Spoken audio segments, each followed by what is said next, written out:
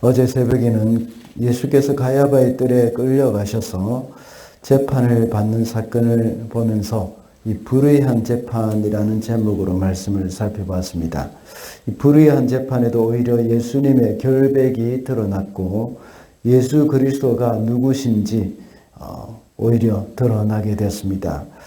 또 불의한 재판에서도 하나님의 뜻은 이루어진다고 했습니다. 그리고 이어서 어제 수요 기도회 때는 베드로가 예수님을 3번 부인하는 내용을 묵상했습니다. 오늘 새벽 본문의 말씀에서는 또 이제 가룟 유다가 예수님의 판 것을 후회하고 자신이 받은 은돈 30잎을 도로 던져놓고 스스로 목숨을 끊은 그런 사건이 나옵니다. 오늘 본문에 나오는 사람은 가룟 유다와 대제사장의 모습이 나옵니다.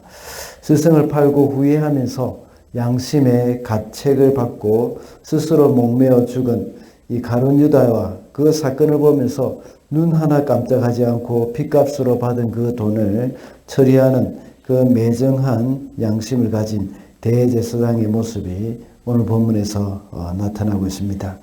이들을 보면서 오늘은 이 하나님이 없는 양심이라는 제목으로 말씀을 살펴보고자 합니다. 첫째로 하나님이 없는 양심은 자신의 생각이 기준이 됩니다. 1절을 보면 새벽이 되어서 대제사장들과 백성의 장로들이 모두 예수를 죽이기로 결의하였다. 대제사장들과 유대 지도자들은 밤새 예수님을 재판하고 결국은 예수님을 죽이기로 결정을 했습니다.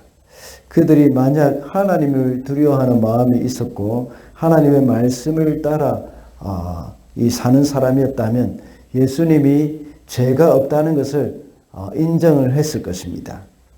그리고 또 그들은 예수님이 바로 그리스도시라는 사실을 알아봤을 것입니다. 그러나 유대 종교 지도자들은 예수님을 죽이기로 결의했다고 말씀하고 있습니다. 그들은 가장 경건한 것처럼 행동을 하고 말을 했지만 결국은 가장 불경건한 사람이 되어서 하나님이신 그리스도를 죽이게 되는 일들이 일어나게 된 겁니다.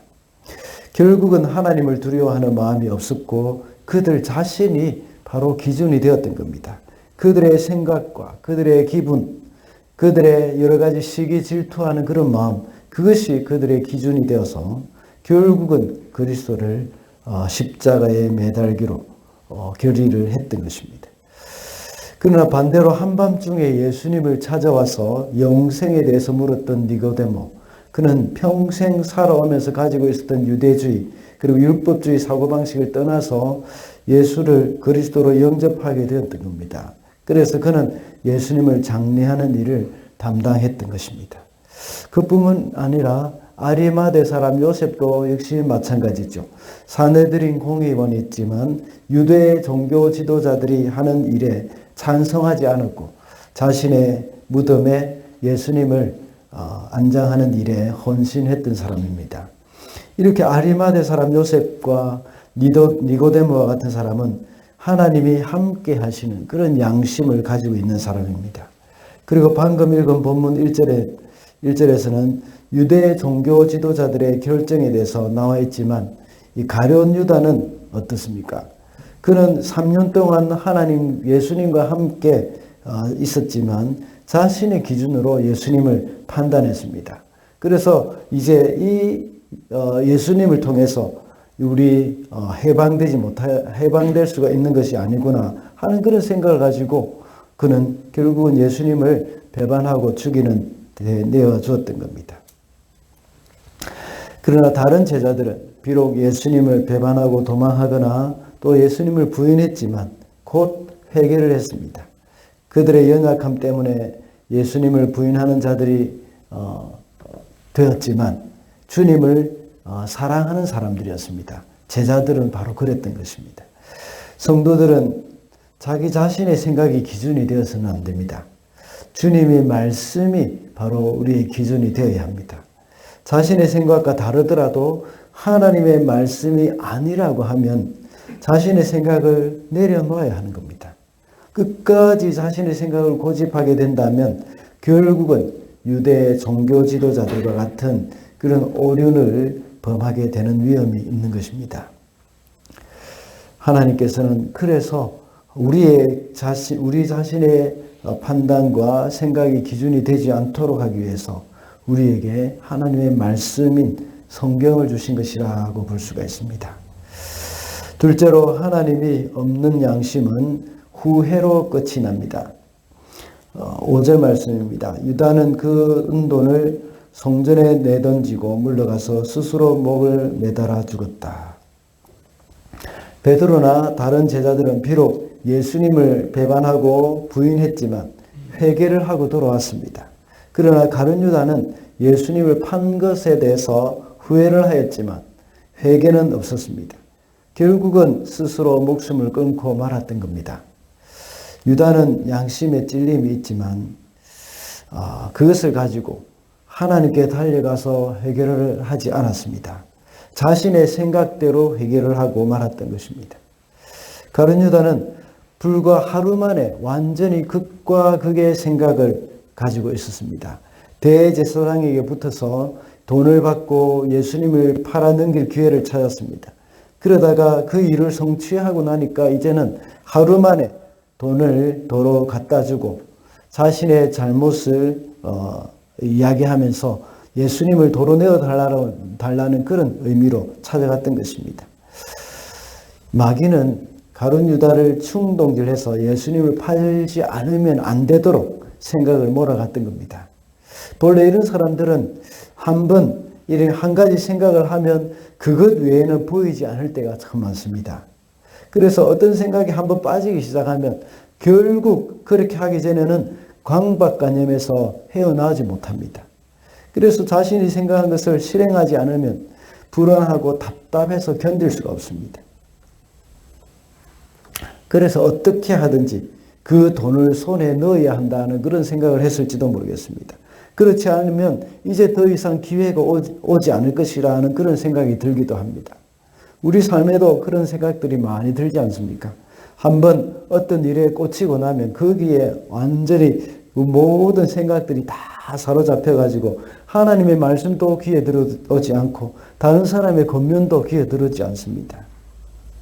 그러다가 결국은 잘못된 판단을 할 때가 얼마나 많습니까?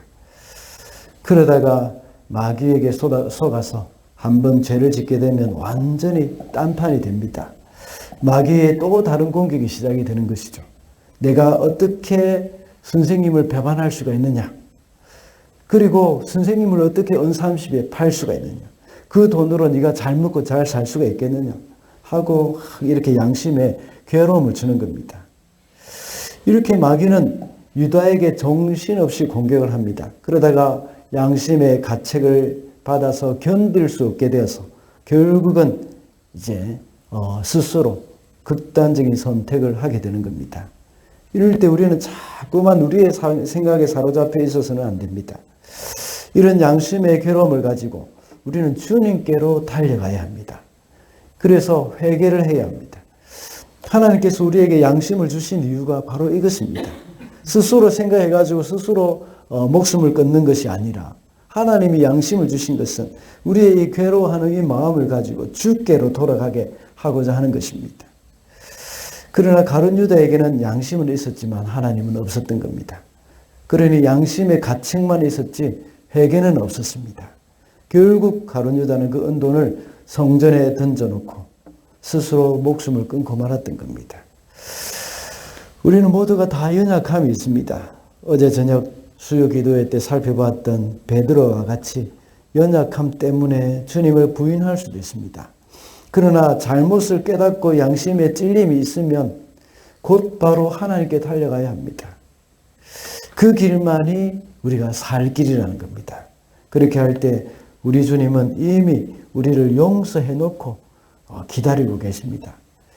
예수님도 어제 우리가 살펴봤던 것처럼 이미 베드로를 용서했습니다.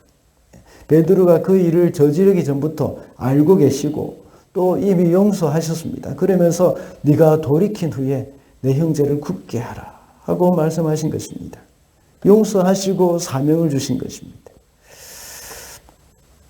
우리는 주님 앞에 후회로 끝나는 것이 아니라 바로 회개하며 주님께 달려가야 한다는 것입니다.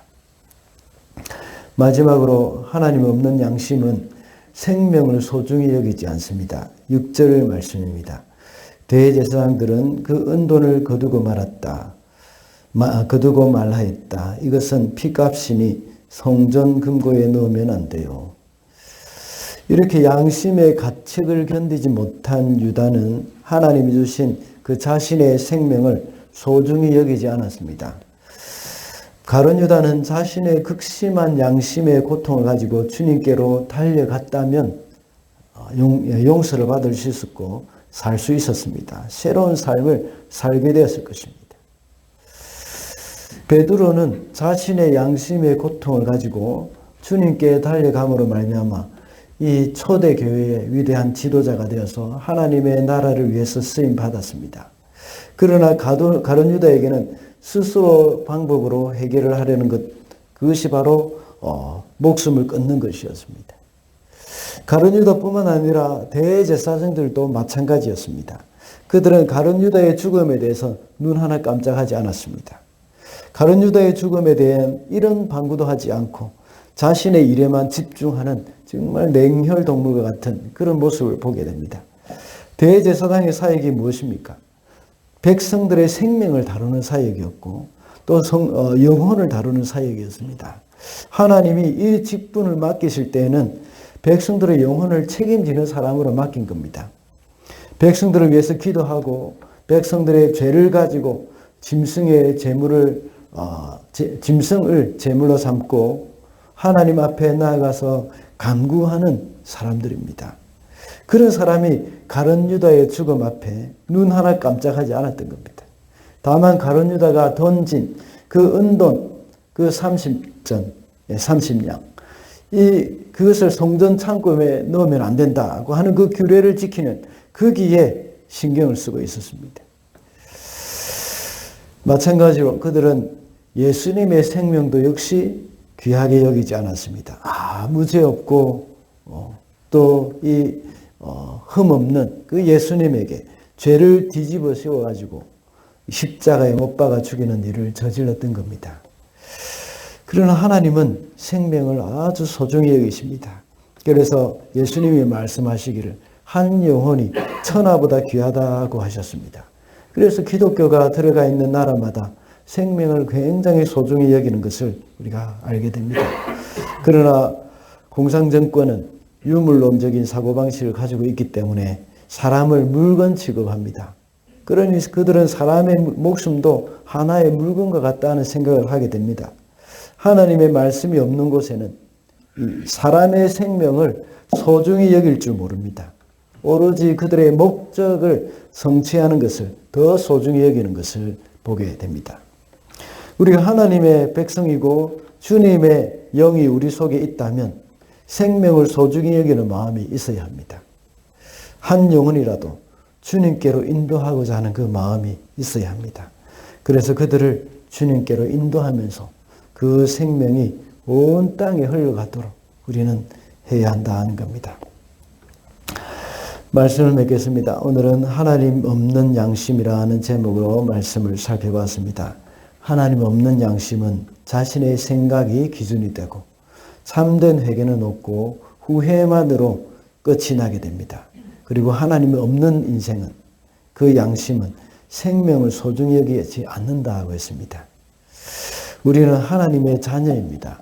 그래서 우리 속에 계시는 성령으로 충만하여서 나의 생각이 아닌 하나님의 말씀이 기준이 되어야 하고 또 잘못을 깨달았을 때에는 그 마음을 가지고 하나님께로 달려가야 합니다. 그리고 한 생명이라도 소중히 여기면서 주께로 인도하고자 하는 저와 여러분이 되시기를 바랍니다.